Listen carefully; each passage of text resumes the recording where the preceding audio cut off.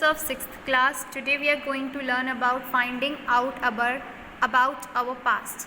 तो हमारे पास्ट के बारे में हमें कैसे पता चला? लिटरेसी सोर्स के बारे में. ठीक है, लिटरेसी सोर्स कैसे हो सकते हैं?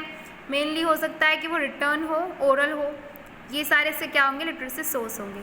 You just read how Suman found some details of a grand parents. आपने अभी कल मैंने जो स्टोरी बताई थी उसमें पता चला था कि सुमन ने कैसे अपने ग्रैंड पेरेंट्स के बारे में पता करा. वैसे ही हम लोग क्या करेंगे, अब हिस्ट्री के बारे में जानेंगे. लिटरेसी सोर्स क्या होता है? ऑल टेक्स्ट लॉन्ग और शॉर्ट, रिटर्न और oral which help us to know about the past are a part of literary source.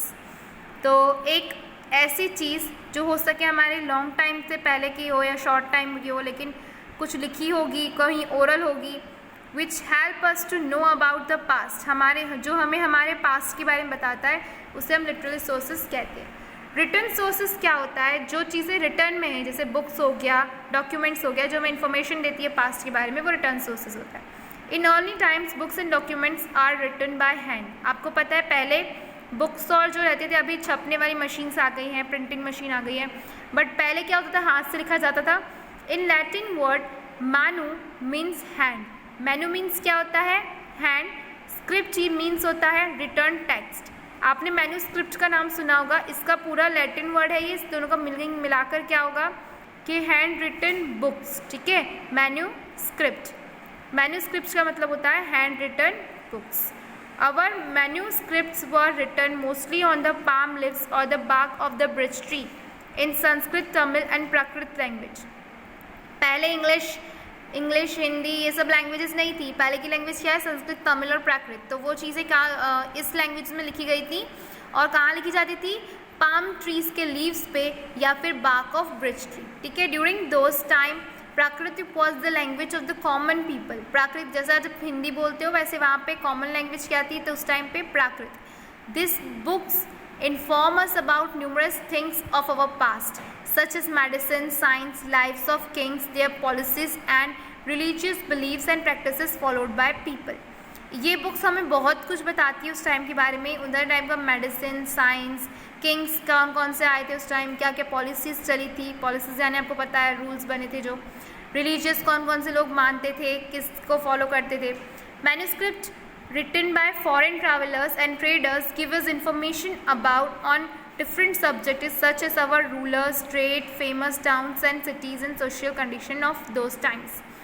जो बाहर के लोग आते थे, फॉरेन के लोग इंडिया में कुछ खरीदने आते हो या फिर घूमने के बेसिस पे आते हो, तो वो लोग क्या करते थे? हमारे इंडिया पर बुक लिखते थे और इसी बुक से हमें और ज़्यादा पता चलता था कि वहाँ कैसे रूलर्स हुआ करते थे उस टाइम पे, क्या फेमस टाउन और सिटी थी जहाँ वो लोग घूमने आया करते थे. Since manuscripts were written on leaves and barks of trees, many of them have been eaten away by insects or destroyed by the force of nature. ऐसा है कि बहुत सारी चीज़ें क्या हुई? ख़राब हो गई, क्योंकि वो एक ट्री पे लिखा करते थे वो लोग.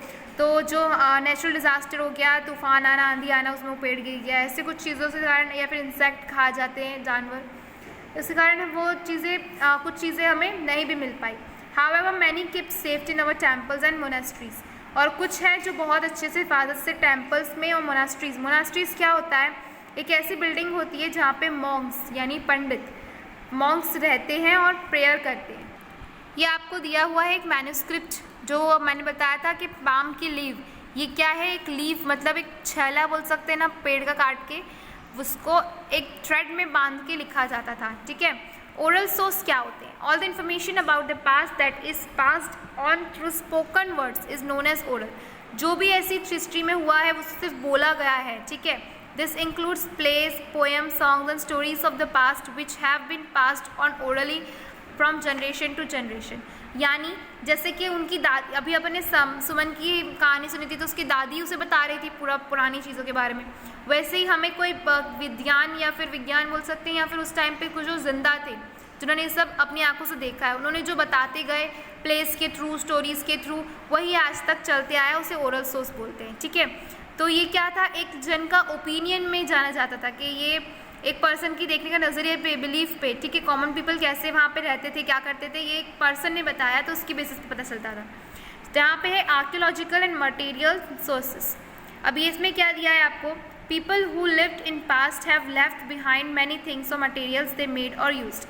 जैसे कि उसकी दादी के बक्से में आपको सामान मिला, वैसे ही लोग क्या करते हैं अपने पुराने सामान को रखा करते थे हिफाजत से, और वो चीज़ें मिट्टी में गाड़ कर हम आज जो हम खुदाई उदाई करके इसको निकलवाते हैं वो रख के जाते थे।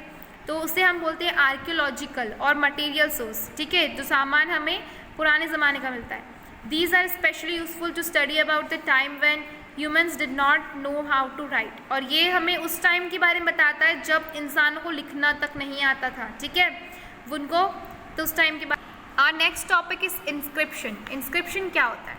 इंस्क्रिप्शन यानी आप बोल सकते हो कि कुछ पत्थरों पे लिखना, मेटल्स पे, पिलर्स पे, क्ले टेबल्स पे, वॉल्स ऑफ टेम्पल्स जो आप देखते हो आज बाद भी, सोमनाथ हो गया, सन टेम्पल हो गया, बहुत सारे टेम्पल्स में आपको लिखी हुई खुदाई मिलती है। तो ये सब क्या है? पहले का लिखा हुआ है, ठीक है। तो ये गुफाओं में लिखा हुआ, गुदा हुआ, ये सब हमारे पास इंस्क्रिप्शन है, ठीक है। Since most inscription were return on order of the Kings, बहुत सारी इंस्क्रिप्शन तो किंग्स ने ऑर्डर करवा के लिखाई। They inform us about the name of the kings, when, where and how they ruled, their religious belief, languages in use during that time and so on। तो ये हमें क्या बताता था कि कौन से किंग ने राज किया था उस टाइम, उसने क्या क्या बनवाया, कैसे बनवाया, और उसकी क्या बिलीव्स थी, वो क्या धर्म को मानता था, ये सब, ठीक है। Sometimes the orders and rules made by the king was inscribed and placed throughout the kingdom so that people could see and read, they obey them। तो ये क्या करते थे वो राजा लोग के ये बड़ी बड़ी चीज़ों पे गुदवाते थे ताकि पीपल को दिखे और वो लोग क्या करें, उसके धर्म को माने, ठीक है। ये राजाओं का चलता था उस टाइम रूल।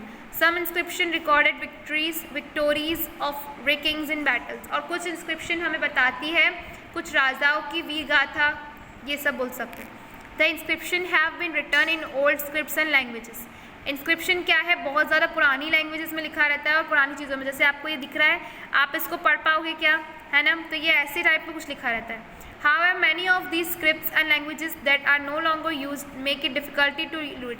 आज तक ऐसी कई लैंग्वेजेस है जिसको हम डिफाइन नहीं कर पाए हैं, जिनको हम पढ़ नहीं पाए हैं, हमारे पास ऐसे ही लिखा हुआ है बस, ठीक है। तो ये वाली क्या कहलाती है? जो ओल्ड लैंग्वेज और वो रहती है उसे हम कहते हैं डेसिफर्मेंट, ठीक है। ये डेसिफर्मेंट है। ये कहाँ का है? ये तमिलनाडु के मलालपुरम एक रॉक का नाम है, उस पर ये सिन्हालिसी लैंग्वेज है जिसको पढ़ रहे हैं, जो लिखी हुई है, ठीक है। नेक्स्ट टॉपिक है monuments.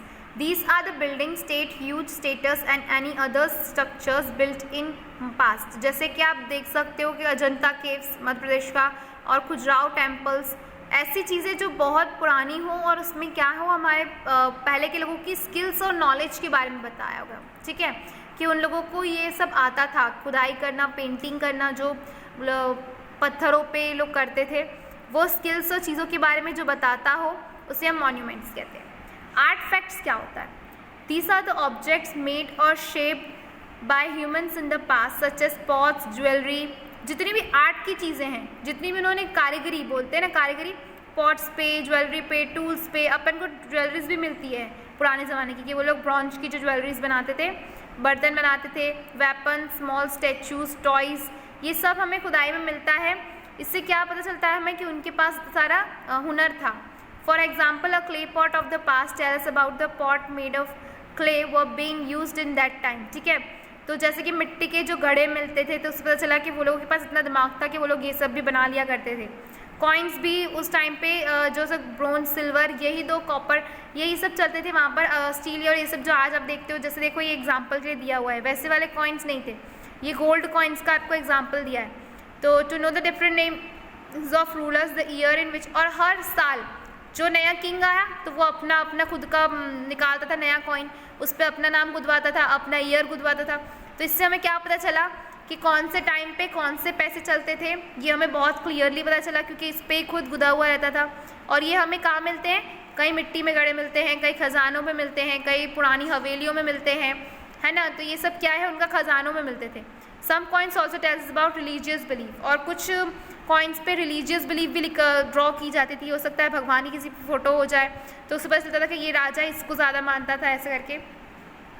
The two sides of the coin issued in the 4th century, ये 4th सेंचुरी का है, जो समुद्रगुप्त उस टाइम पे क्या थे? किंग थे। और म्यूजिकल इंस्ट्रूमेंट कॉल्ड वीणा, और ये जो इनके हाथ में है वो म्यूजिकल इंस्ट्रूमेंट, इसको वीणा कहा जाता था, जो कि गॉडेश लक्ष्मी को शो करता है, ठीक है। फिर नेक्स्ट है आपको बोथ लिटरली, ये दोनों ही मिलकर आपको क्या पास्ट के बारे में बहुत अच्छे से एक्सप्लेन करवाते हैं। और person who study about the human life in the past, artefacts and other material related left behind the people in the past such as their houses, clothes, coins and toys are called archaeologist. जो लोग इसके बारे में जानते हैं, पढ़ते हैं, वो कहलाते हैं आर्कियोलॉजिस्ट, ठीक है, जो इसके बारे में अभी भी सर्च कर रहे हैं। Over time, the artifacts and material remains of the past get covered by layers of soil. ये बात है कि आज जो आर्टफैक्ट्स है वो बहुत धुंधला दिखने लगा है, क्योंकि वो बहुत सारे मिट्टियों की परतों से जम गया है, जिससे क्या होता है, इसे पढ़ना मुश्किल है, कुछ समझना मुश्किल है। इसलिए आर्कियोलॉजिस्ट को हर टाइम डिग यानी खुदाई करना पड़ता है सॉइल्स की, उसको पाने के लिए, और बहुत डीप स्टडी पढ़ना पड़ता है ताकि ये सब क्या हो, क्लियरली पता चल सके लोगों को कि पहले किस टाइम पे क्या चलता था। Some scientist study the animal bones, और कुछ साइंटिस्ट क्या करते थे, एनिमल्स की बोन्स को स्टडी करते थे। Plant remains such as burn wood, कुछ जले हुए प्लांट्स के थ्रू पता चलता था। What kinds of animals they reared, कैसे एनिमल्स को वो लोग तराश मतलब शिकार करते थे। They use the literary and archaeological sources as clues to reconstruct the past, और हमारे पास्ट को रिकन्स्ट्रक्ट करने के लिए, यानी हर दिन इसमें कुछ ना कुछ नया मिलता जाता है, तो उसे हमेशा ये लोग सर्च करते रहते हैं ताकि हमें एग्जैक्ट पता चल जाए कि पहले के ज़माने में क्या होता था। ये हमारा पोर्शन कंप्लीट हो गया है। आपका होमवर्क है लेट्स ट्राई टू, तो ये आपको इसकी डेफिनेशंस लिखना है ओन वर्ड्स में, ये सब मैं आपको प्रोवाइड कर दूँगी। लिटरेरी और आर्कियोलॉजिस्ट में डिफरेंस लिखना है और इसके एग्जाम्पल्स लिखना है। इसमें मैन्यूस्क्रिप्ट और इंस्क्रिप्शंस के बीच में डिफरेंस लिखना है, और यहाँ पे आपको लिटरेरी सोर्स के बारे में बताना है, और रिटर्न और ओरल इन दोनों में से क्या अच्छा है और क्या कॉमन है, तो वो आपको समझाना है। Write about 3 things that we you could look for in old coin to know about the time, तो आपको टाइम को पता चल जाए इसलिए हम ओल्ड कॉइन में क्या क्या देखेंगे, ये आपको 3 चीज़ों के बारे में लिखना है। How is the nature of the work of an archaeologist different from that of a historian, ठीक है, आर्कियोलॉजिस्ट और हिस्टोरियन में क्या डिफरेंट है आपको ये बताना है, उन दोनों में क्या काम में डिफरेंस है। ओके, तो मिलते हैं स्टूडेंट नेक्स्ट क्लास में। ये आज का आपका पोर्शन कंप्लीट होता है। Good bye all of you.